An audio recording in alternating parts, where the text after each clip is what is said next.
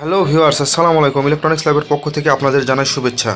তো আজকে আমি একটা বিষয় নিয়ে ভিডিও করতে আসলাম, এটা হলো 600 ভির আইপিএস। তো এই আইপিএসে আপনার নাতাশা বোর্ড দিয়ে করা। তো এই আইপিএস কাস্টমার নিয়ে আসছে, বলছে যে ভাই হলো মেশিন খুব হিট হয়ে যাচ্ছে আর কেমন যেন একটা গন্ধ বের হইতেছে আর আপনার এই কোনো কারেন্ট চলতেছে না। তো এখন এই জাতীয় আইপিএস আমরা রিপেয়ার করব। তো রিপেয়ার করতে গেলে আমরা আসলে দেখব আগে কি হয়। দেখেন, আমি একটা জিনিস দেখাই। এই যে আমি আইপিএসে পাওয়ার দিলাম, লোড ছাড়াই আমার এখানে অ্যাম্পিয়ার দেখেন 44-45-এ চলে গেছে। এভাবে বেশিক্ষণ দিয়ে রাখলে কিন্তু আমার মসফেট কিন্তু ফেটে যাবে, ঠিক আছে? তো এখন আমরা যেটা করব সেটা হলো, তাহলে আমাদের চেক করতে হবে এটা আসলে কার সমস্যা, এই ট্রান্সফরমার সমস্যা না এই সার্কিটের সমস্যা। আমরা কোনটা আগে মানে দেখব, কোন সমস্যা অনুযায়ী আমরা এটা সমাধান করব। তো প্রথমে আমরা কি করব, এই সার্কিট থেকে ট্রান্সফরমার খুলে নেব।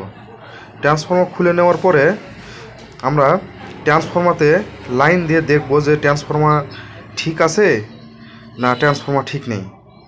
তো আমি এই ট্রান্সফরমার এই হিটসিং থেকে দুটো তার আমি খুলে দিব, আর এই দিক থেকে আমি যে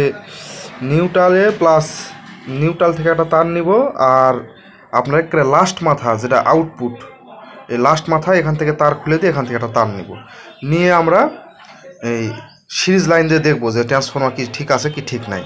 তো ওটাই আমি আপনাদের করে চেক করে দেখাইতেছি।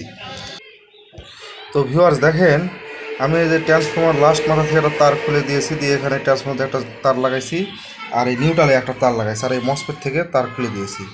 তো এখন আমরা কি করব, এই যে লাইনটা এটা আমরা সিরিজে দিব। দেখেন, সিরিজে দেওয়ার সাথে সিরিজ বাল্ব ফুল জ্বলে উঠতেছে, তার মানে এখানে আমার ট্রান্সফরমার সমস্যা। এই ট্রান্সফরমার খুলে নতুন করে রিওয়ার্ডিং করতে হবে, তাহলে আবার কাজ করবে, ঠিক আছে?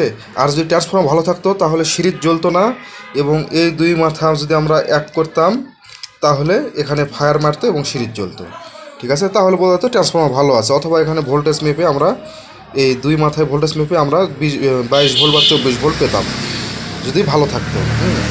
কিন্তু এখানে দেওয়ার সাথে সাথে সিরিজ বাল্ব জ্বলে উঠতেছে, তার মানে ট্রান্সফরমার পুড়ে গেছে।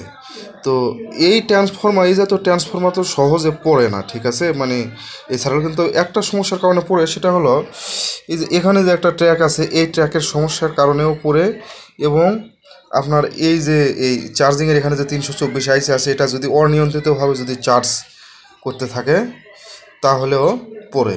যাই হোক, এখানে কিছু একটা হয়েছে। তো এইভাবে করে কিন্তু আপনারা চেক করতে পারবেন যে আসলে কার সমস্যা, সার্কিটের সমস্যা না ট্রান্সফরমার সমস্যা। তো আশা করি এই ভিডিওটা আপনাদের অনেক কাজে দেবে। তো যারা আমার চ্যানেলটিকে সাবস্ক্রাইব করেন নাই তারা দয়া করে সাবস্ক্রাইব করবেন এবং লাইক কমেন্ট শেয়ার করবেন। সবাই ভালো থাকবেন। আল্লাহ হাফেজ।